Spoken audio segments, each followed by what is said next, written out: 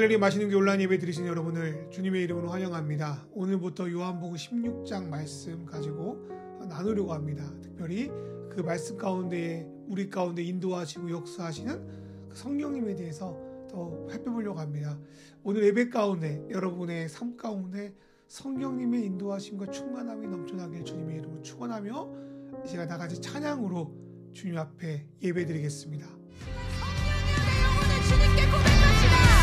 성령이여 내 영혼을, 성령이여 내 영혼을 충만케 하소서. 내 속에 강물이 넘쳐나게.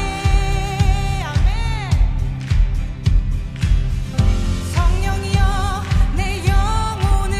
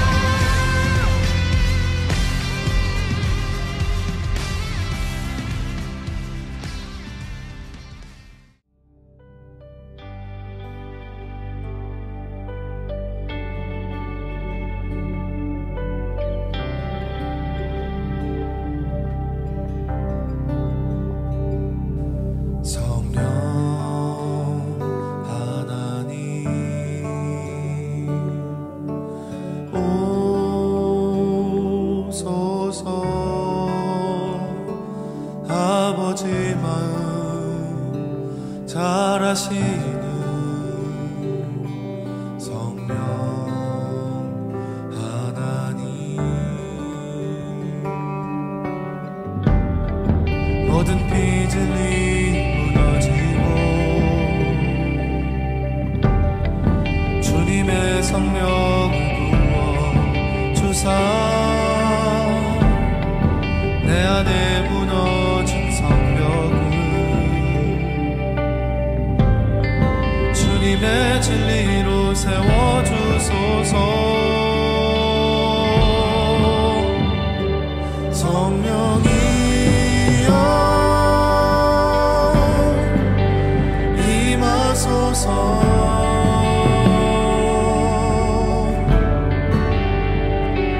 우리 안에 임하소서.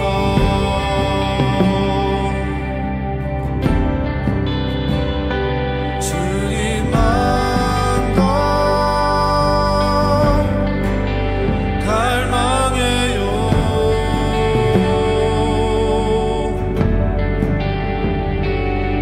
우리에게 임하소서.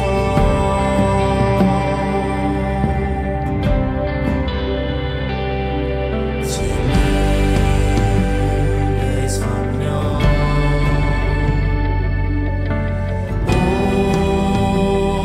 오셔서 아버지의 선하신 뜻 알게 하소서. 모든 빚을이 무너지고 주님의 성령을 부어 주사 내 안에 무너진 성벽을 주님의 진리로 세워주소서.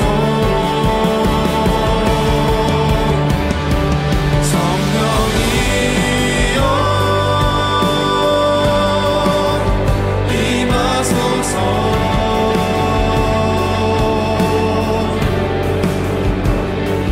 우리 안에 임하소서.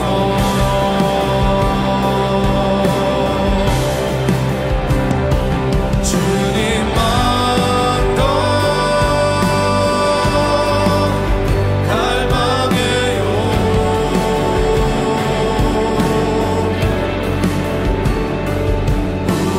우리에게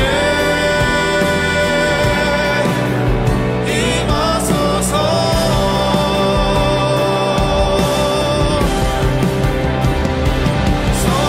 성령이여 임하소서.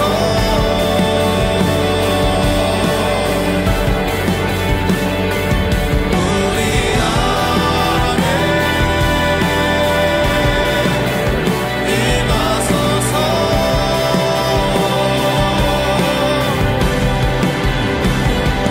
주님만 더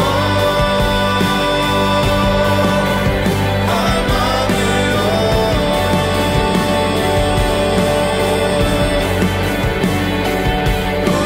우리에게 임하소서.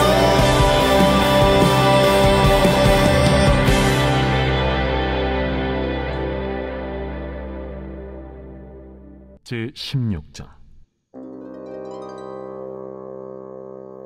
내가 이것을 너희에게 이름은 너희로 실족하지 않게 하려 함이니 사람들이 너희를 출교할 뿐 아니라 때가 이르면 무릇 너희를 죽이는 자가 생각하기를 이것이 하나님을 섬기는 일이라 하리라. 그들이 이런 일을 할 것은 아버지와 나를 알지 못함이라.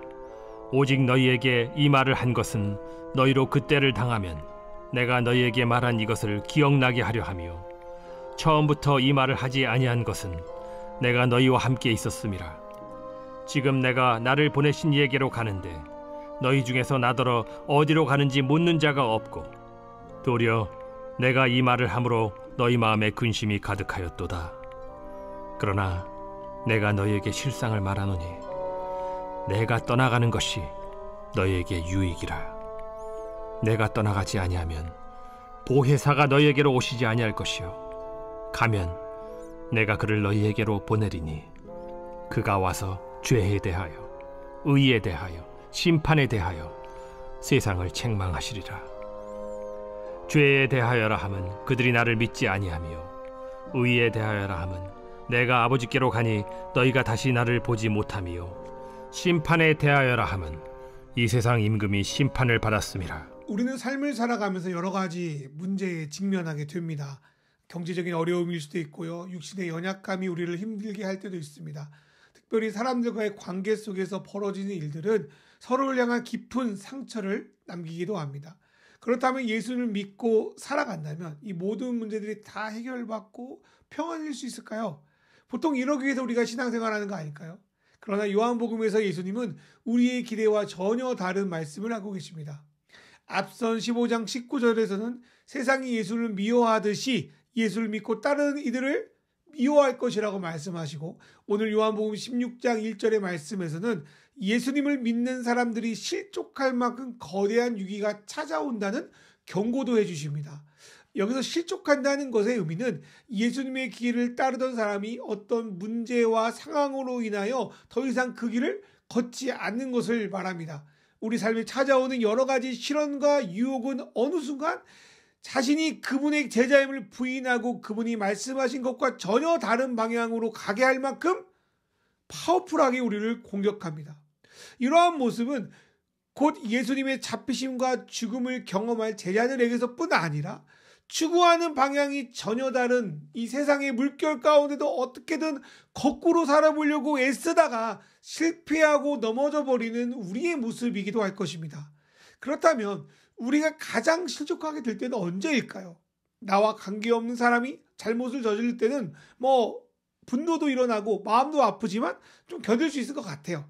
그러나 내가 정말 믿었던 사람들이 우리를 배신하고 넘어뜨리려 한다면 그것만큼 견디기 어려울 것도 없을 것입니다.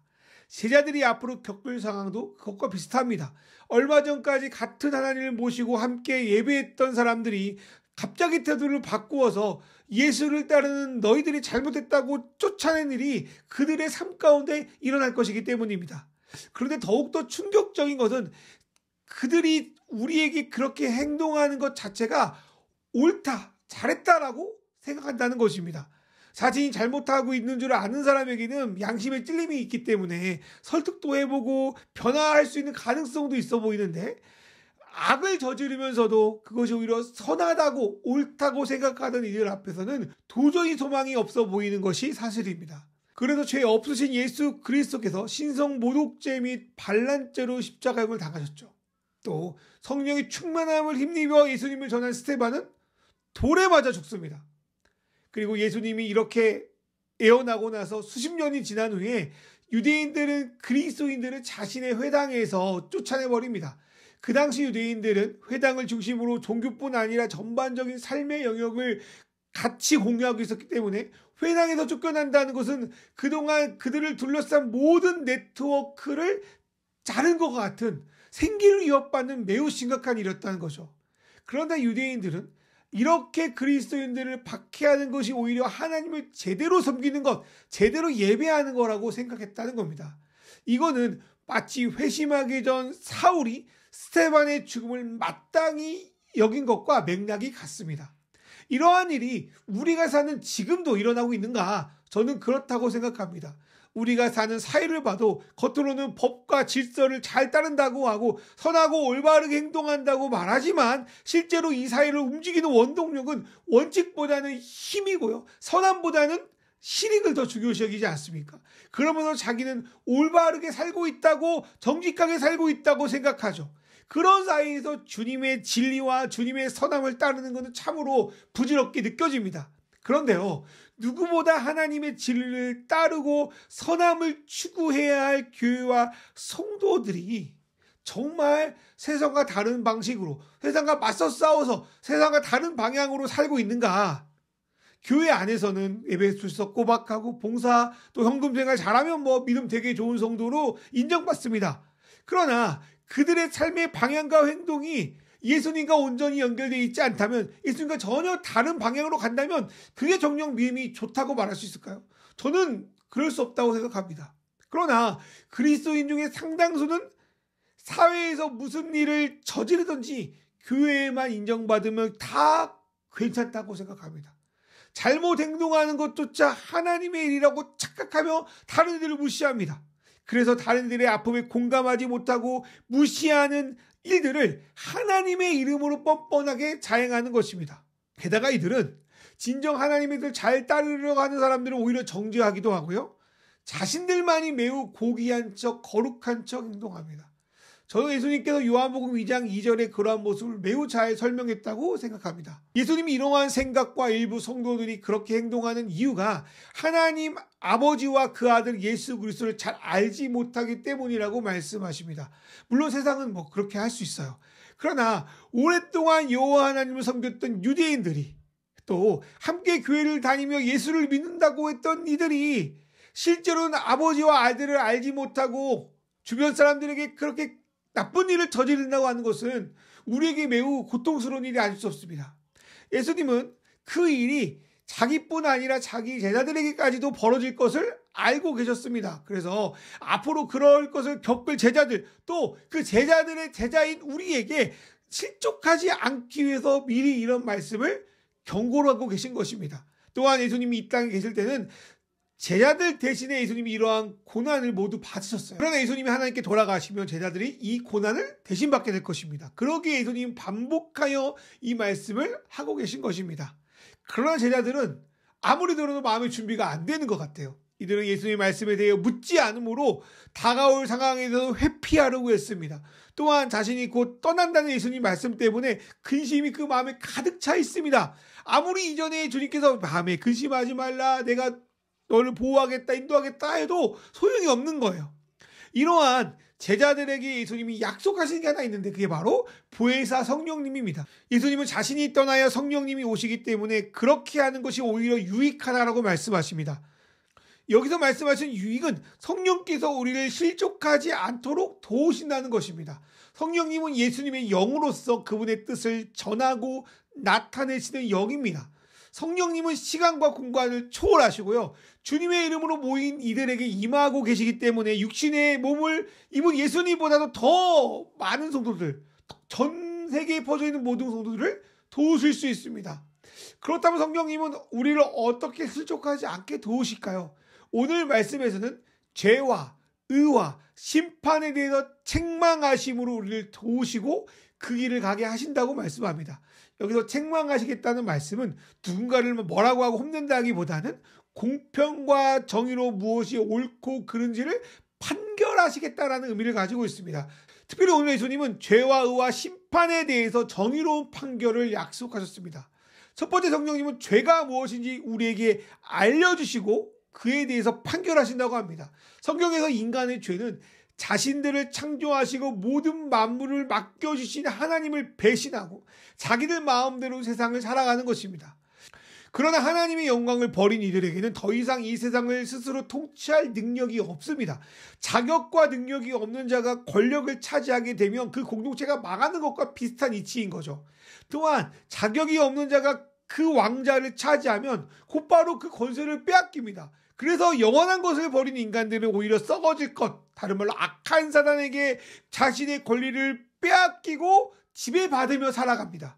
그리하여 인간은 헛된 것을 추구하는 어리석은 존재가 되었고 썩어질 것들을 위하여 서로를 속이고 해하며 결국 하나님의 창조물까지 더럽히는 삶을 지금까지 살아가고 있는 것입니다. 그러나 하나님은 이러한 세계의 진리이신 예수 그리스도를 인격으로 보내주셔서 인간들을 다시 되돌릴 방법을 우리에게 알려주셨습니다. 하나님은 예수님을 통하여 인간에게 지어진 모든 죄의 값을 대신 탕감해 주셨고요. 그렇게 돼서 인간은 자유롭게 하나님께 돌아가서 다시 그분의 자녀로 우리가 살아갈 수 있게 된 것입니다. 그게 복음이죠. 그리고 예수님이 이 땅에서 우리에게 보여준 삶은 죄에서 돌이킨 하나님의 사람들이 어떻게 살아야 되는지에 대해서 우리에게 분명하게 보여주셨습니다. 그래서 아들을 믿는다는 것은 단순히 예수님이 누군지 모르는데 예수님을 고백하고 그냥 믿기만 하고 그냥 우리 구원자라고 그냥 받아들이기만 하면 되는 게 아니라 예수님의 전반적인 모든 삶을 받아들이고 그분을 따라가는 것, 그것을 믿고 나가는 것, 그 모든 것을 포함하고 있는 것입니다. 그러나 하나님께서 제시하신 아들의 길을 거부하고 여전히 자신의 뜻대로 산다고 착각하며 실제로는 죄악의 지배를 받기로 선택한 이들은 어쩔 수 없이 하나님의 정당한 판결을 받게 될 것입니다. 성령은 이 사실을 우리에게 계속 기억하게 하십니다. 또한 성령은 우리가 아들 예수를 알고 그분을 배우고 그분을 믿게 하고 그분을 따라 그분을 닮아가게 되는 모든 과정에 개입하셔서 우리를 하나님의 자녀다운 이로 성장하게 하십니다. 아들을 믿는다는 것은 어느 한순간 한 문장의 단어를 받아들이는 것으로 끝나는 것이 아니라 우리의 모든 삶에 걸쳐 있기 때문입니다. 그러나 아들을 믿지 않아 전혀 하나님과 관계없는 사람들은 성령님께서 개입하지 않으시고 그들의 삶의 열매가 가치 없이 허무하도록 내버려 두십니다. 이것이 죄에 대한 성령의 책망이라고 저는 생각합니다.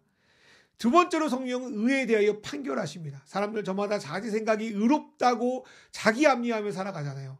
아무리 법과 규칙을 만들어도 저마다 자기 유리한 대로 적용하며 살아가기 쉽습니다. 그래서 소수의 사람을 제외하고 모두 다 내로남불격으로 의를 정의하며 살아갑니다. 또한 세상에서 볼 때 가장 강력한 정의는 힘입니다. 특별히 요즘 국제 정세를 보니까요. 어떤 논리나 규칙이 아니라 강력한 힘의 논리로 그 나라의 운명이 좌지우지되는 것을 보게 됩니다. 그리고 그 힘이 가장 강력하게 적용되는 것이 바로 죽음입니다. 사람들은 이 죽음이라는 공포 앞에 거짓과 불의와 악에 굴복하기 십상입니다. 그런데 예수의 부활은 하나님께서 예수의 방식이 맞다고 그렇게 하는 것이 선이라고 손을 들어주신 것과 같습니다. 그리하여 자기 마음대로 적용하는 정의, 또 힘의 논리로 남을 윽박지르는 죽음의 그 정의는 예수 이름 앞에 무너지고 그분이 보이신 그 복음 안의 진정한 의로움의 능력이 우리 가운데, 우리 믿는 자들 가운데 드러나게 되어 있습니다. 그게 최종의 심판날에 완전히 이루어질 것이지만 그를 따르지 않고 용기 있게 죽음을 이기며 나가는 우리의 삶 속에서도 그러한 모습이 보여야 줄 믿습니다. 그러한 진리를 기반으로 성령님 우리 가운데 역사해 주셔서 우리가 세상의 힘 속에서 하나님의 의로움을 택하게 도와주시고 믿음의 공동체 가운데 함께하여 주셔서 주님의 의롭고 선하심을 이 땅 가운데 흘러보내게 만들어 가십니다. 이 성령의 능력이 저와 여러분에게 참 필요하죠. 그것이 임하기를 간절히 축원합니다. 세 번째로 성령은 심판의 대행자로서 우리 가운데 일하십니다. 그리스도인들은 예수님의 부활로 하나님의 주인됨을 거절하고 자신이 스스로 심판자에 올라 사람들을 억압하고 다스리는 이에게 이미 유죄의 선고가 떨어졌다는 걸 믿습니다. 선고가 떨어졌다는 것은 그의 합당한 형벌을 그 이후에 받게 되는 것이죠. 성경은 역사의 흐름 속에서 하나님의 예언의 선포, 그 다음에 형벌을 받는 일들을 기록하고 있습니다. 하지만 우리가 느낄 때 대부분의 시간 속에서 하나님의 심판, 하나님의 형벌보다는 이 세상 권력자들이 불의하게 이 땅을 지배하는 것들이 너무나도 더 많은 것처럼 느껴집니다. 하나님이 그들의 악행을 그냥 내버려 두시는 것처럼 보입니다. 그런데 역설적으로 하나님의 심판은 내버려 두심에 있습니다. 성령 하나님 진정 자신이 죄의 길에 있음을 깨닫고 아들이신 예수님께 돌이키는 이들의 삶에는 간섭하셔서 하나님이 보시기에 아름답게 자라게 도와주시는 반면에 아들에게 돌이키지 않는 이들, 진리로 향하지 않는 이들은 그냥 그렇게 살도록 내버려 주심으로 심판을 받게 하십니다. 그렇기에 내가 이 세상이 성공한다고 내가 악한 일을 해도 아무것도 일어나지 않는다고 해서 더욱 교만하고 방자에 행하는 사람, 그런 사람들처럼 어리석은 자들이 없습니다. 우리는 그 자들을 그렇게 봐야 할 것입니다. 성령은 그런 교만한 자에게 내버려둠의 심판을 내림으로 하나님의 진노의 잔이 그들 가운데 임하게 하실 겁니다. 지금은 괜찮아 보이고 지금은 아무런 상관없어 보여도 그들의 인생의 마지막에 내릴 그 영원한 심판에 하나님의 완전한 정의가 실행될 것입니다. 우리 그리스도인들은 그걸 바라보며 주님의 오심을 기다리는 자들입니다. 그리고 성령은 우리가 이 땅을 살면서 세상의 힘에 무너질 때마다 진짜는 그게 아니구나, 복음은 그런 거구나, 예수님께서 심판하실 거구나, 그런 사실을 깨닫게 하십니다. 그래서 세상이 말하는 지혜로움을 따라 사는 것이 아니라 미련하게 보일지라도 가장 지혜로운 하나님의 뜻을 따르도록 도우십니다. 우리는 이러한 성령의 인도함을 받아야 합니다. 어제나 오늘이나 세상에는 우리를 넘어뜨릴 걸로 가득 차 있습니다. 내가 믿었던 사람들, 사랑에는 공동체가 망가지는 걸 볼 때 우리는 좌절할 수밖에 없습니다. 또한 선한 의도로 해왔던 모든 일이 망가질 때 삶의 의미가 참 상실됩니다. 또한 하나님의 뜻대로 살려고 하지만 여전히 강성한 악을 바라볼 때 우리의 믿음이 사그라집니다. 그럴 때 우리가 의지해야 될 것은 우리 안에 함께 계시고 우리 안에서 애통하고 계시는 성령님입니다. 그분이 어제와 내일뿐 아니라 오늘도 죄와 의와 심판에 대해서 판결한다는 걸 우리 믿음의 눈으로 바라봐야 될 줄 믿습니다.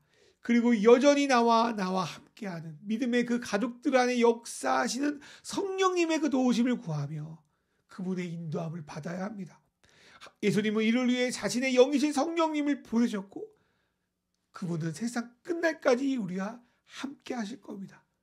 그리고 성령님은 부족하고 미련한 우리를 통하여 자신의 선한 뜻을 나타내실 겁니다.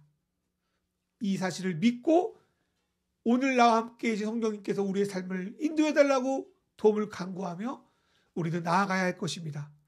그렇게 해서 죄가 만연한 곳에 용서가 있고 불의가 넘치는 곳에 의로움이 나타나고 정당한 판결이 없는 곳에 하나님의 뜻이 나타나는 삶으로 우리를 인도하여 주시기를 우리가 간절히 소망하며 다 같이 기도하겠습니다. 성령 하나님, 우리가 이 땅을 살아가면서 실족하게 될 일들이 참으로 많습니다. 성령 하나님께서 우리의 마음과 생각을 보호하여 주셔서 우리가 주님의 참된 길로 나가게 하소서. 진리의 성령님, 세상의 거대한 힘은 우리를 넘어뜨리고 무기력하게 만듭니다. 그 속에서 죄와 의와 심판에 대해서 책망하실 성령님을 믿음으로 바라보게 하소서. 성령 하나님, 세상의 힘에 대항할 주님의 능력을 주셔서 하루 버티어 살아갈 뿐 아니라 주님의 선한 뜻을 드러낼 수 있도록 인도하여 주셔서 우리 시아 성령 하나님 의지하여 다 같이 기도하겠습니다. 주여.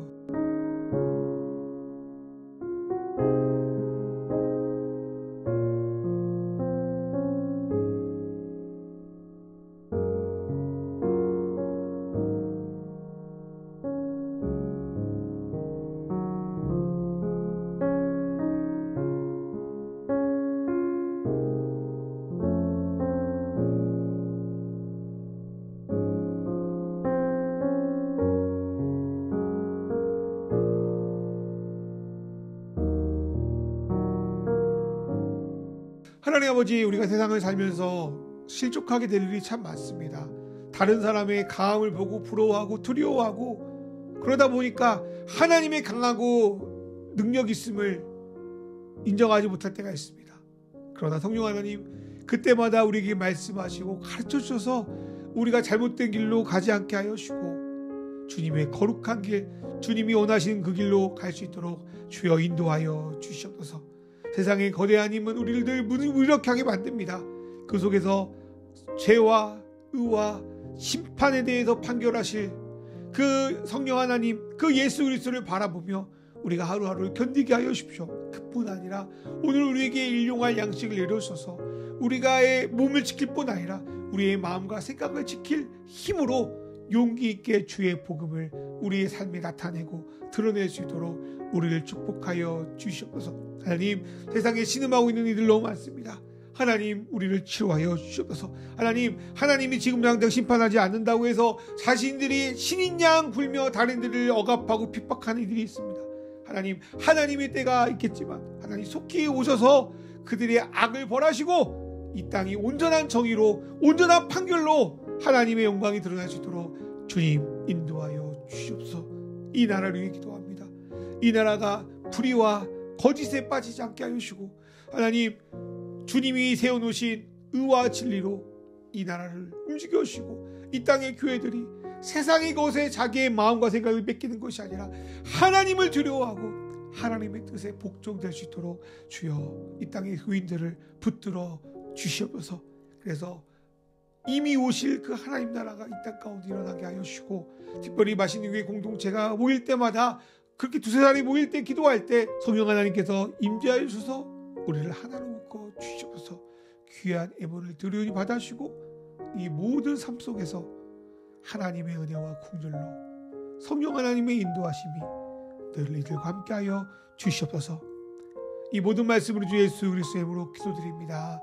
아멘. 이제는 우리 주 예수 그리스도의 은혜와 하나님 아버지의 사랑과 성령님의 인도하심이 세상의 불의와 악 속에서 방황하지만 성령 하나님의 은혜를 힘입어 믿음으로 주 앞에 나갈 줄 믿는 우리 마시는 교회 성도들과 이 땅의 자녀들을 위해 이제로부터 영원히 함께 하시기를 간절히 축원하옵나이다. 아멘.